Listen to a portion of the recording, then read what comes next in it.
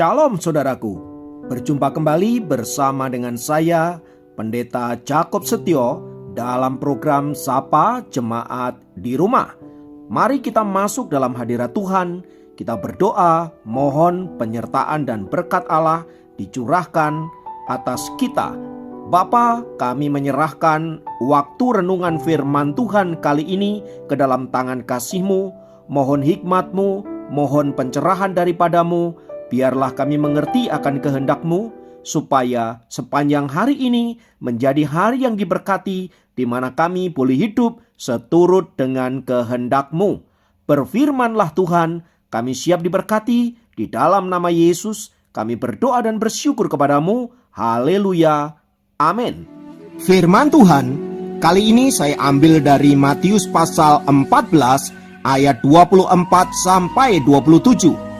Saya ulangi, Matius 14 ayat 24 sampai 27 berkata, perahu murid-muridnya sudah beberapa mil jauhnya dari pantai dan diombang-ambingkan gelombang karena angin sakal. Kira-kira jam 3 malam datanglah Yesus kepada mereka berjalan di atas air. Ketika murid-muridnya melihat dia berjalan di atas air, mereka terkejut dan berseru, "Itu hantu!" Lalu berteriak-teriak karena takut. Tetapi segera Yesus berkata kepada mereka, "Tenanglah, aku ini, jangan takut." Haleluya. Saudara-saudara, hari ini kita akan berbicara tentang panik. Setiap kita pasti pernah mengalami apa yang namanya panik. Pertanyaannya, apakah itu panik?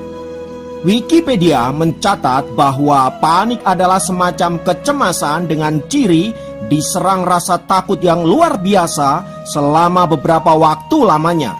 Timbulnya perasaan bahwa sesuatu bencana akan terjadi atau adanya ketidakmampuan untuk mengendalikan diri sekalipun sebenarnya tidak ada sesuatu yang buruk yang benar-benar terjadi.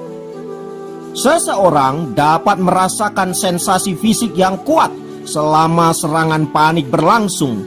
Sensasi fisik itu mungkin terasa seperti mengalami serangan jantung, atau paling tidak ada gejala-gejala yang mungkin ke arah itu. Serangan panik, saudara-saudara, dapat terjadi kapanpun dan kepada siapapun. Dan mereka yang mengalami serangan panik ini dapat menjadi begitu khawatir dan ketakutan jika hal tersebut sewaktu-waktu dapat terulang kembali, atau istilahnya adalah traumatis. Pertanyaannya adalah, apa yang biasanya menyebabkan kita menjadi panik? Panik muncul karena sesuatu yang terjadi begitu tiba-tiba, di luar dugaan. Keadaannya begitu rupa dan tidak bisa dikendalikan, menyebabkan kita bereaksi negatif terhadap keadaan tersebut, saudara-saudara. Dan karena kepanikan itu menyebabkan kita bisa melakukan apa saja yang kita pikir dapat menyelamatkan diri kita. Sebagai contoh adalah ketika pertama kali berita tentang virus corona menyerang kita, begitu banyak masyarakat kita mengalami kepanikan dengan cara panic buying, yaitu membeli barang-barang perlengkapan atau kebutuhan secara berlebihan agar terselamatkan bila keadaan yang buruk akan terjadi. Dan karena begitu paniknya, sampai-sampai kita tidak bisa berpikir realistis atau analisis terhadap situasi yang sedang terjadi. Atau dalam kasus yang lain, misalnya di luar dugaan terjadi sebuah kecelakaan yang menyebabkan kita harus berhadapan dengan situasi yang begitu mendadak dan menyebabkan korban terluka parah misalnya. Itu bisa menyebabkan kita mengalami kepanikan yang luar biasa. Saya sendiri pernah mengalami keadaan yang demikian. Atau situasi-situasi yang lain di mana keadaannya susah atau tidak dapat kita kendalikan. Saudaraku yang dikasihi Tuhan, penyebab utama dari semuanya itu adalah karena kita tidak tenang dalam menghadapi masalah yang tiba-tiba nongol dalam hidup kita. Seperti yang dialami oleh para murid-murid yang dicatat oleh firman Tuhan di atas, saudaraku, bagaimana ketika mereka berlayar ke tengah-tengah danau dan kemudian terjadi angin sakal yang menyebabkan perahu mereka ditimbus oleh gelombang yang begitu hebat dan luar biasa.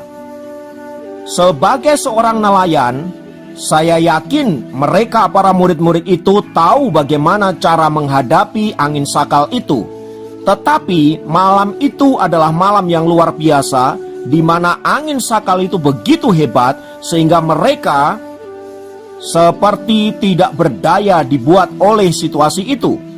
Karena hal itulah, saudara-saudara, para murid-murid yang sebenarnya adalah ahli di dalam pelayaran menjadi begitu panik luar biasa. Peristiwa ini, saudara, juga menggambarkan kehidupan kita. Seberapa hebat kita dalam bidang apapun yang kita kuasai, ada kalanya sesuatu terjadi di luar kendali kita, di mana membuat kita tidak sanggup melakukan apapun, yang menyebabkan kita bisa menjadi panik karena sesuatu terjadi di luar prediksi, di luar kemampuan kita. Saya yakin Anda juga pernah mengalami masa-masa seperti ini, atau hari ini Anda sedang mengalaminya. Nah, dari catatan Alkitab yang baru saja kita baca di atas, saudara-saudara, luar biasanya di tengah-tengah kepanikan yang begitu rupa, Tuhan Yesus datang dalam kehidupan para murid.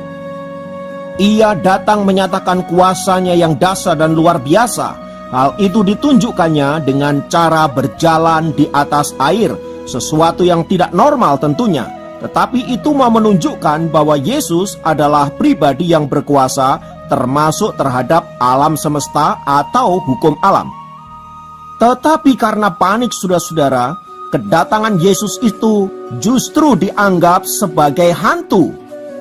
Sekali lagi, saudara-saudara, peristiwa ini ingin mengingatkan saudara dan saya hari ini bahwa kepanikan menyebabkan kita tidak bisa melihat kuasa Tuhan dinyatakan, tidak bisa melihat mukjizat Tuhan dinyatakan.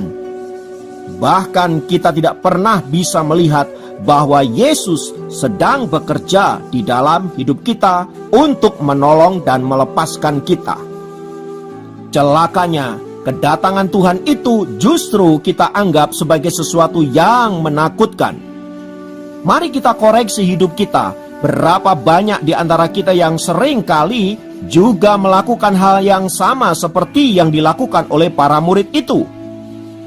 Itulah sebabnya, saudara-saudara, Tuhan Yesus memberikan kata kunci yang sangat penting di bagian peristiwa ini, yaitu tenanglah, ini aku, kata Tuhan.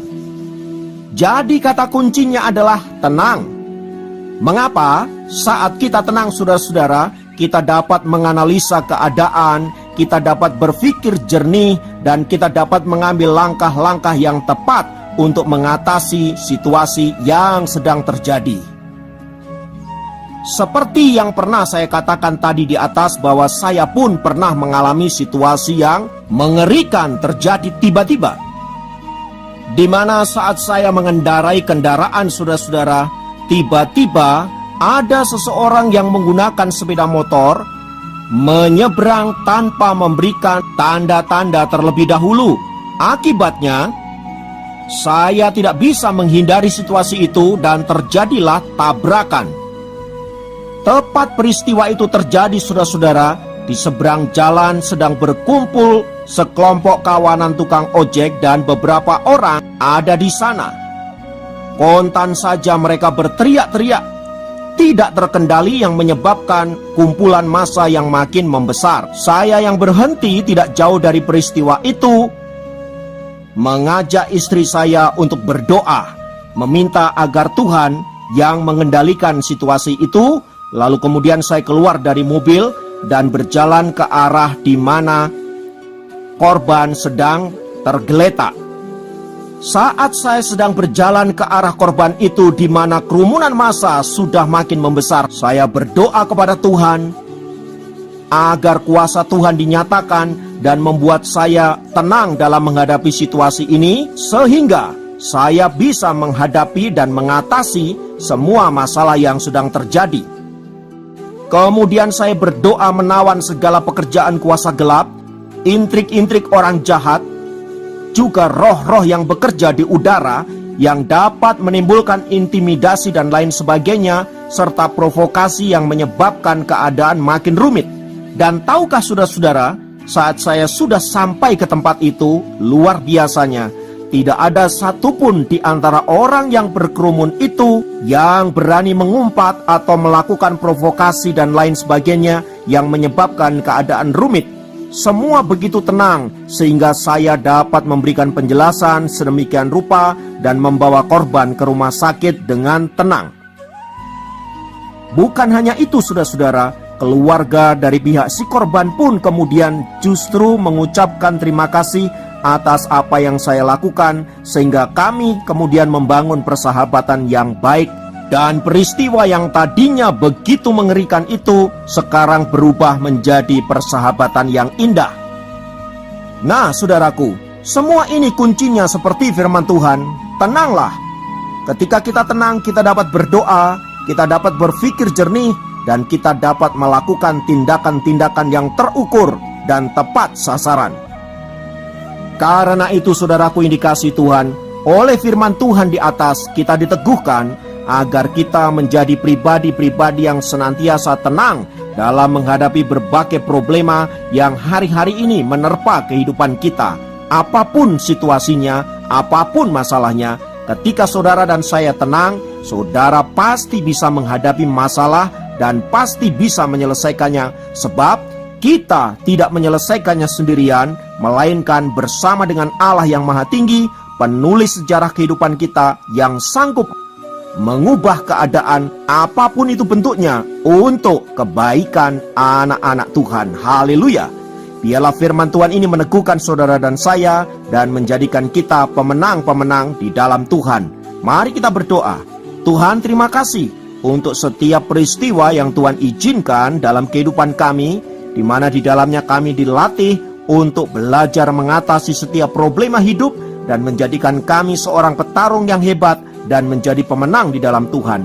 Ajarkan kami untuk senantiasa tenang dan tidak panik, sehingga kami dapat menyelesaikan setiap problema dengan tepat dan benar di hadapan-Mu. Terima kasih Tuhan, Roh Kudus bantu kami, sehingga kami dapat keluar sebagai orang-orang yang diberkati Tuhan, sebagai pemenang-pemenang di dalam Tuhan. Terpujilah nama-Mu. Di dalam nama Tuhan Yesus kami berdoa. Haleluya. Amin. Demikian program Sapa Jemaat kali ini. Sampai jumpa dalam program Sapa Jemaat yang lain. Tuhan Yesus memberkati.